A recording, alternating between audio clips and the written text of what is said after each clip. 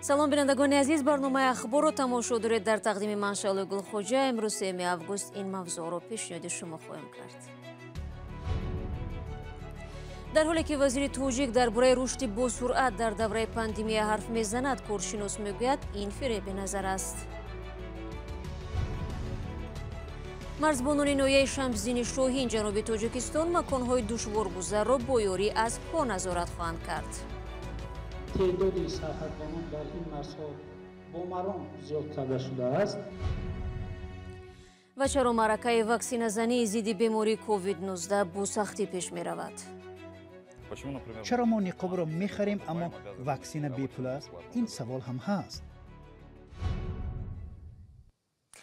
дар ҳоле ки аксар кишварҳо дар пайи пандемияи COVID-19 аз рукуди иқтисоди худ нигаронӣ доранд, мақомоти Тоҷикистон аз таъмини рушди иқтисод, афзоиши истеҳсоли маҳсулоти саноативу кишоварзӣ хабар медиҳанд. дар нишасти хабарӣ намояндагони вазорати рушди иқтисод ва савдо гуфтанд, дар ин нимсола рушди маҷмӯи маҳсулоти дохилӣ асосан аз ҳисоби афзоиши ҳаҷми истеҳсоли маҳсулоти саноативу кишоварзӣ таъмин шудааст. идомаи мавзӯъ дар гузориши Алишер Зарифӣ.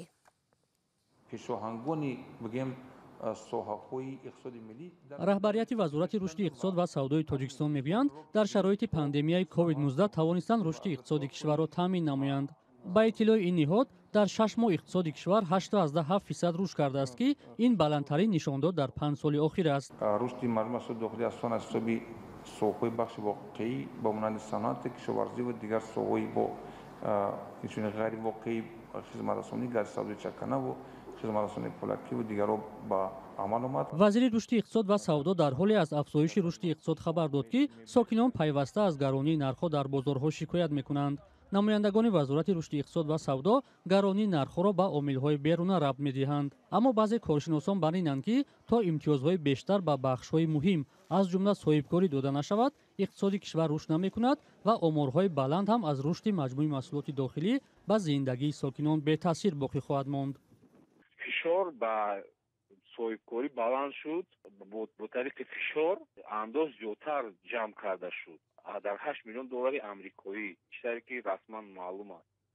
аз ҳамин сабаб нишондиҳандаҳои иқтисодӣ омори расмии баланд нишон дода шуду, ки иллюзорный эффект ба вуқӯъ пайваст, не ки аҳолии мардум ба тарафи манфӣ равона шуд. бархе таҳлилгарон мегӯянд, бо таваҷҷӯҳ ба он ки дар аксар бахшҳои иқтисоди кишвар изофанависӣ ва пешниҳоди омори бардуруғ вуҷуд дорад, бо нишондоди 8.7% рушди иқтисоди кишвар бовар надоранд. ҳарчанд мақомон мегӯянд, ҳисобҳояшон шаффофу дуруст аст. тоҷикистон қаблан рушди маҷмӯи маҳсулоти дохилии худро дар соли 2020 дар сатҳи 7.8% пешбинӣ намуда буд, аммо дар пайи таъсири хуруҷи коронавирус онро бознигарӣ намуда ба сатҳи 4.7% поин овард. мақомот тасдиқ мекунанд, ки пандемияи COVID-19 ба тамоми бахшҳои иқтисодии кишвар зарар расондааст, вале аз гуфтани омори дақиқе дар ин бора худдорӣ мекунанд.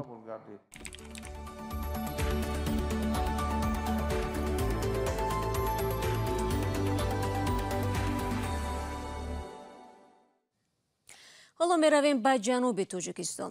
ноҳияи Шамсидини Шоҳин, ки марзаш бо Афғонистонро қаторкӯҳҳои душворгузар ҷудо мекунад, аксар вақт аз назорати марзбонон дур мемонад. бо ин сабаб бештари қочоқбарон аз манотиқи мазкур истифода мебурданд.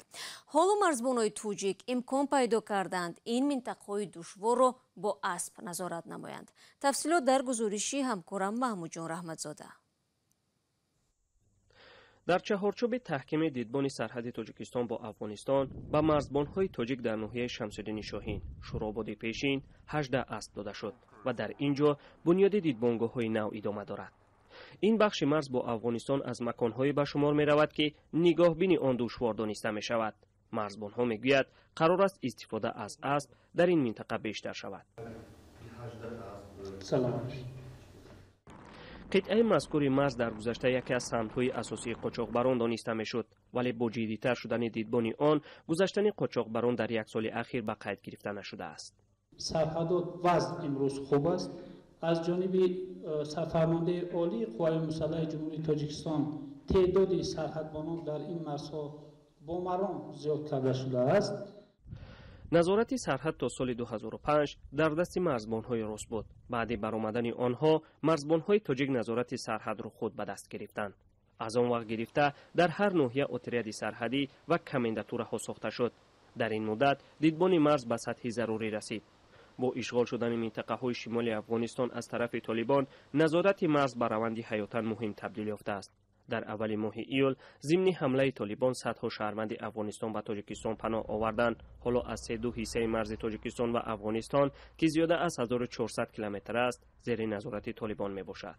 محمود جان احمدزاده، آزادی، ناحیه شمس‌الدین شاهین. پلیس اوکراین بعد اشکار شدن جسد یک فعال سیاسی بلاروسی ویتال شیشوف در یک باغ شهر کیف امروز گفت تمام فرضیه ها و از جمله جنایتی که باعث مرگ گردید و یا کشتار تحریزی شده تحقیق می شود. با اشکار شدن جسد رهبر مخالفین بلاروس در غربت سویتلانا تیخانوفسکایا گفت بلاروس ها حتی در خارجه با تهدید رژیم لوکاشنکو روبرو هستند. شیشوف رهبری سازمان مدنی را با نام خانه بلاروسی در اوکراین بر عهده داشت و به شهروندان بلاروسی که از تعقیب رژیم الکساندر لوکاشنکو بعد سرکوب‌های اعتراضگران انتخابات سال گذشته فرار کردند یاری میداد. در اظهارات پلیس گفته شده است شهروند بلاروس ویتال شیشوف که دیروز در شهر کیف ناپدید گشت در یک باغ همین شهر در نزدیکی‌های مکان کارش آویخته پیدا شد.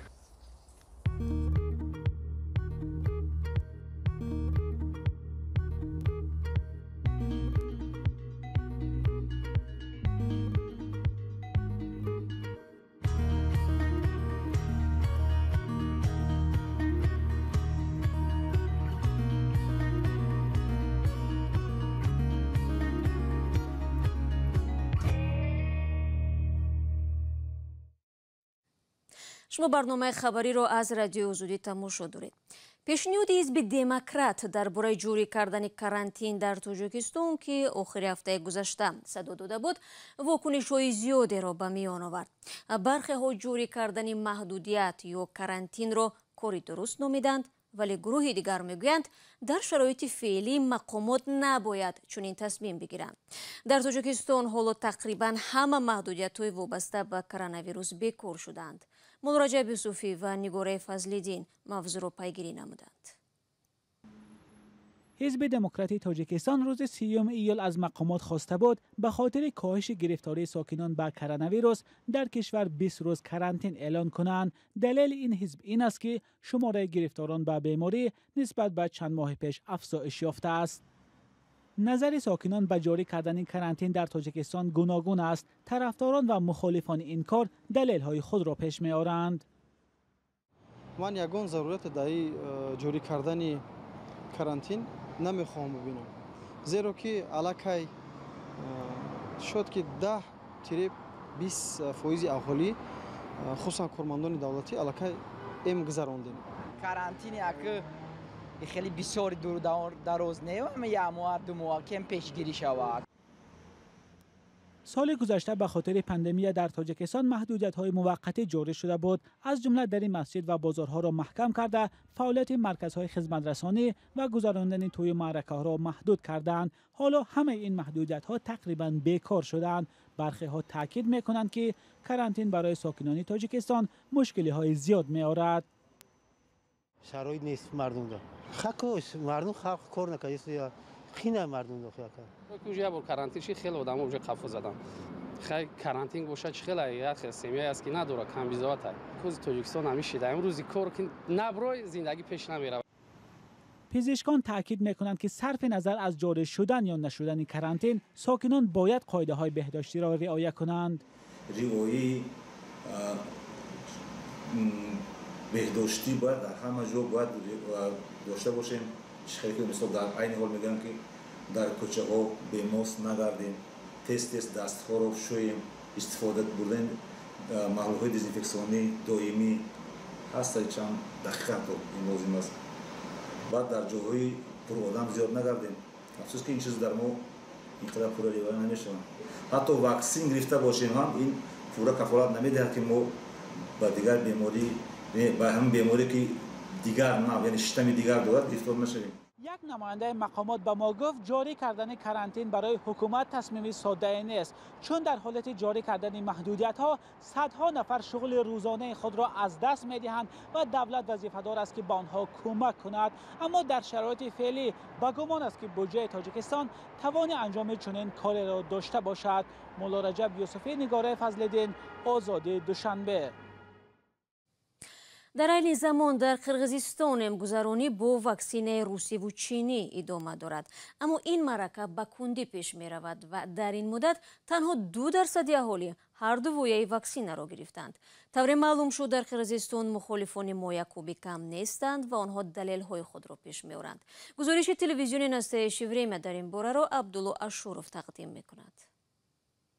ارژن کنجبایف ساکن بیشکک واکسین ضد کرونا ویروس نگرفته است و نیت گرفتن هم ندارد.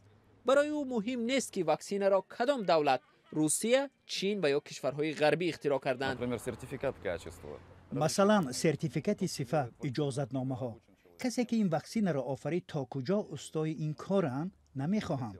چرا ما نقاب را میخریم اما واکسین بی پول است؟ این سوال هم هست. این گمان او بعد آنه که علیم قادر بیشینالیف وزیر تندرستی قرغیزستان گفت احتمال واکسین شخص را به زوریات کند تقویت یافت. این یگان معنا ندارد. خیلی خوب میفهمم که واکسین انسان را از کرونا ویروس حمایت میکند و یا برای سبک پس سر کردن آن یاری میدهد. خب چی در کار است این واکسین؟ وزیر تندرستی واکسینه گرفت، باز هم بیمار شد و به گیاه اکانیت خود را تبابت کرد. باز گفتند که واکسین شخص را میتواند بیزوریات کند. این چندان عاقلانه نیست. ایبک موکامبتوف کارشناس ساحه صحتی عامه هرچند جانبدار امگذرانی است اما با بعضی از دلایل ضد واکسین راضی است. او اعتراف می کند که در حال حاضر درباره تا چه حد حمایت کردن واکسین از ویروس و از شتم‌های نوی آن معلومات خیلی کم است. مردم ما در عموم به اطلاع مقامات دولتی چندان باور ندارند. اهالی به گفته‌های کارشناسان حتی تحلیلگران آبرومند هم باوری ندارند. هر یک عقیده انتقاد جدی را به میان می‌آورد. با گفته گلبره ایشیناپیسووا راهبر مرکز جمهوری ایمونوپروفیلاکتیکا این نهاد مردم را به آن تلقین کرده ایستاده است که واکسین هایی که استفاده می شوند از سوی سازمان جهانی تندرستی تصدیق شدند و کاملا بی خطرند.